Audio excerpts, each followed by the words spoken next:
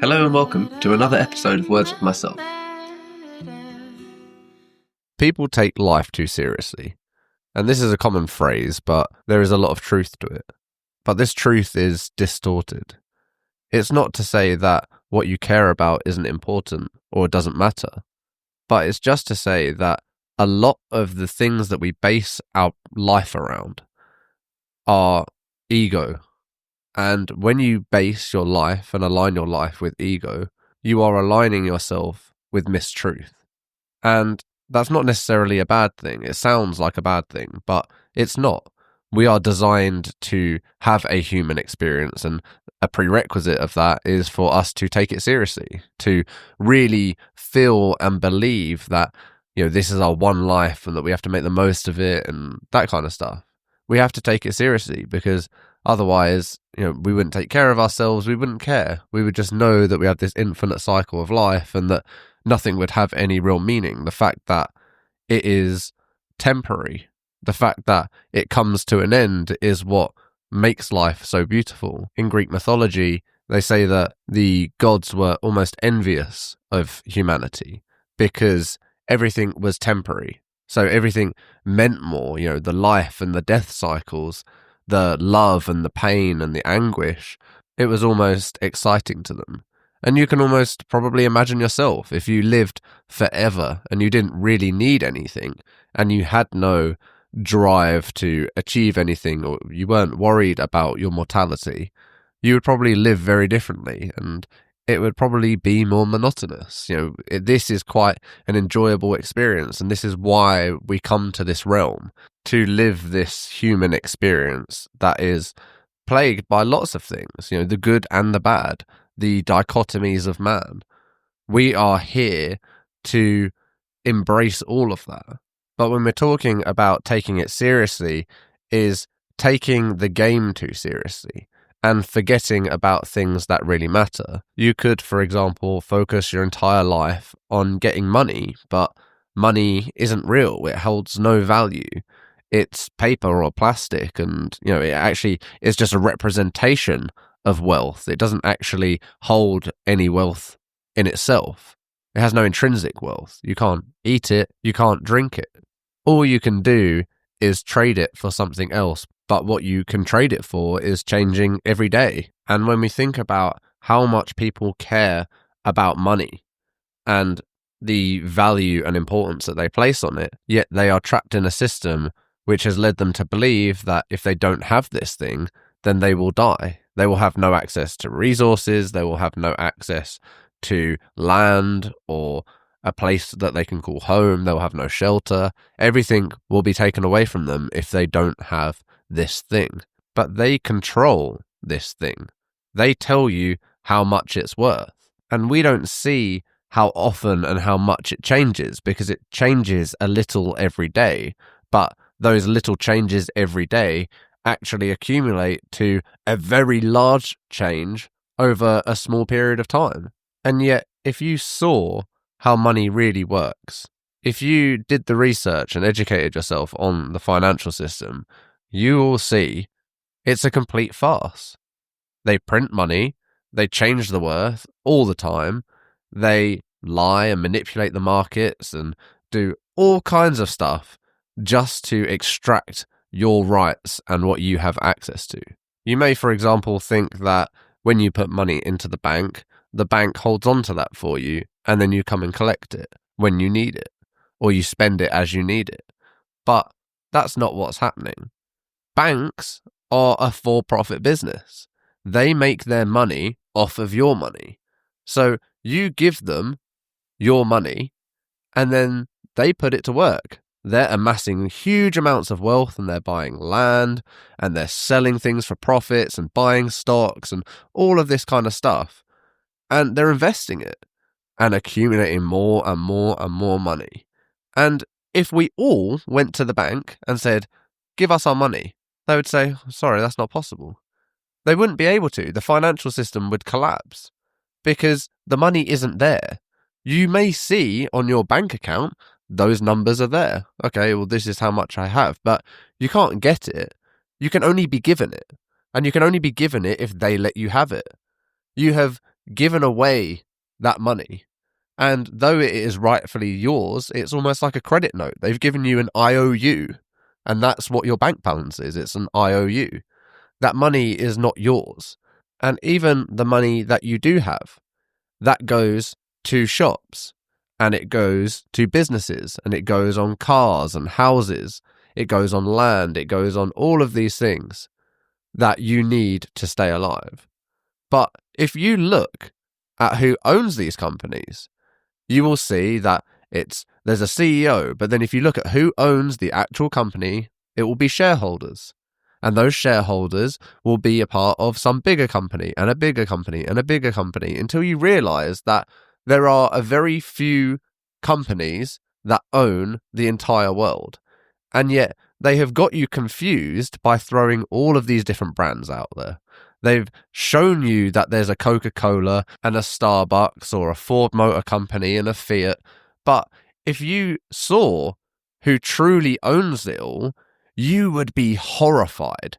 Imagine walking out of your house, getting in your car and driving down the street, and all you see is the same few names everywhere, on every car that's on the road, every brand that every person is wearing, everything that they're holding, everything that they own, all has the same few names. Go do it. Go do it right now. Pause this, type in a large company name that you can think of, and then type in who owns this.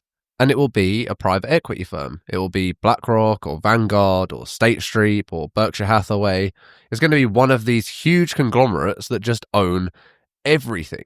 But they have to maintain the illusion, because if everywhere you looked, you saw BlackRock, Vanguard, State Street, you would immediately feel like you were in prison. Like you were owned by these companies, because everything that you can have is something that they are selling you, and the currency that you pay for it is owned in mass by them. And that's why they are buying up all of the gold, all of the land, all of the things that are actually valuable, that have intrinsic value. Those are the things that are being taken away or bought in mass. And we're all trading our time and energy for stuff that isn't important, by land and houses that we're just renting off of them effectively. If we look at our housing contracts, even freehold, it's owned by the king. If he wants to come and say, yeah, your house is mine now, you have no say in it. You don't own your land. You don't own your house. And if you said that, for instance, they wanted you to move and you said, I'm not moving, they would start by playing nicely, and then it would get a bit more vicious and it'd be more threatening. And then they would just make your life hell until you didn't want to live there anymore, until it was so much stress, and taking on a corporation of their size is so much work that it kills you and ruins your life anyway. So eventually they get what they want. And that sounds incredibly bleak, but only when you start taking it seriously. Already it's begun to seem serious just because we're talking about it. But none of it's real. This is what I'm telling you. Like, every part of the world that you see, all of these different companies, none of it's real. It's not real. So why worry? Why even try to play in their system? Live your life. Do what you want to do with your life, and spend your days how you want to spend them. Because everything else, other than your experience in the present, the here and now, is a farce. It's not real. It's either memories, which are clouded by our own perception, or it is future, where we have no control over it. We don't know what's going to happen. We can only make assumptions. So it's not real. The only thing that is real is what you have right here, right now. And trading that for something as invaluable as money is ludicrous. And I get it. Everyone is thinking the same thing at this point. We're all thinking, yeah, but we've got to eat. It's still a practical thing. We get it. Money is not real, but you need money to buy food and you need money to buy this. And to some degree, that's correct. You have to work on getting as much tangible assets, things that are legitimately valuable, as possible. And sometimes you have to play their game in order to get out of it. Don't waste your money on giving it back to them by buying branded clothes and branded cars and all this kind of stuff. You're just giving them the money that you've already worked really hard to get. And you are trading it for something that isn't valuable, is only valuable because they've built a society that believes it is. But instead, we have to spend our money on things that are truly valuable while we still can. We need to buy land. We need to have access to fresh water sources, and we need to grow good crops. We need to invest in things that are improving our health, buying good quality ingredients and cooking our own meals. We need to reclaim our sovereignty and take control of our lives again and focus on what is real. Focus what is true meaning and has true value. And the thing is, we can't do this alone. No one person can do this. And it was well understood back in the day. You can have your farmland and you can say, well, I'm growing my own crops. But without a community, without people to come together, somebody who understands medicine and can help you if you get sick, somebody who has access to spare crops or a different kind of crop that might survive if yours dies. We need community. We need to come together. It is essential for our survival. And just because a few of us are looking at the system and going, I don't want to play this game anymore, we have to band together and say, you know what? Let's build our own system. Let's survive together. Let's get together en masse and look after each other. Do what we need to build and grow and sustain our lives and live good, happy lives. Because that's what we all really want. And despite back in the day, there was a lot of things that were horrendous, things like plagues and constant wars and stuff like that. And a lot of us have the privilege of being comfortable, but it's not really a privilege. They want you to be comfortable because when you're comfortable, you are docile. You do not take action. And docile people that don't take action will happily accept the minimum that they need to be happy. Most people feel like they're not happy with their lives, but they're okay. They're okay enough to just accept it for what it is. And that is perfect for them because you're going to keep doing things that they want you to do. You're going to keep working for them. You're going to keep giving them your money and they're going to profit from it. So it requires rebellion. It requires community. It requires us coming together. And as someone who is quite solitary, I've been quite reluctant to accept this as a truth. It's been something that sort of existed in my mind and I've tried to ignore it and pretend like it's not true, but it is true. We cannot survive on our own. We need each other. What we don't need is a system that is constantly draining our life force and doing it just for the sake of more profit, more wealth. These companies don't care about us. They don't give a shit about you. They don't care how long you've worked there. They don't care that you're loyal or trustworthy or competent. They don't care. All they care about is keeping wealth to a selected few. And in order to do that, they have to convince you that it's in your best interest to do so. All these hopes, all these dreams, all of this hustle culture and wanting to get money and have boats and clothes and all this kind of stuff, it's all for their profit. They own the boats, they own the clothes. You're giving them your money in order to go and do that. They profit either way. They don't care how you spend your money as long as you are spending it with them. And they own everything. So it's time that we all wake up and we acknowledge that we are not happy. We are collectively not happy.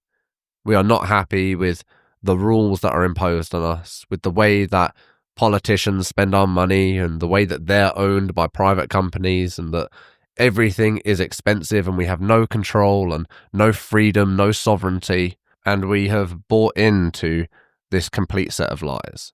We see a globe with all of these lines naming countries and cities and towns and continents. And yet, if you walk for 1,000 miles in any direction, you won't see these lines.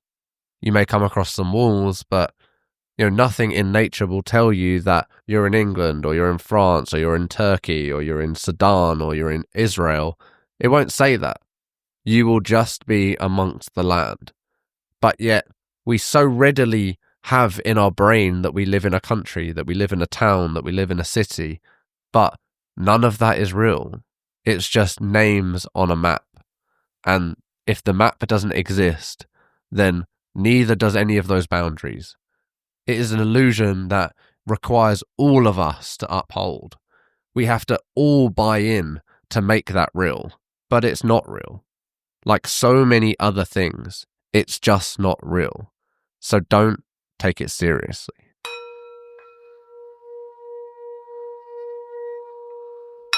Thank you for listening.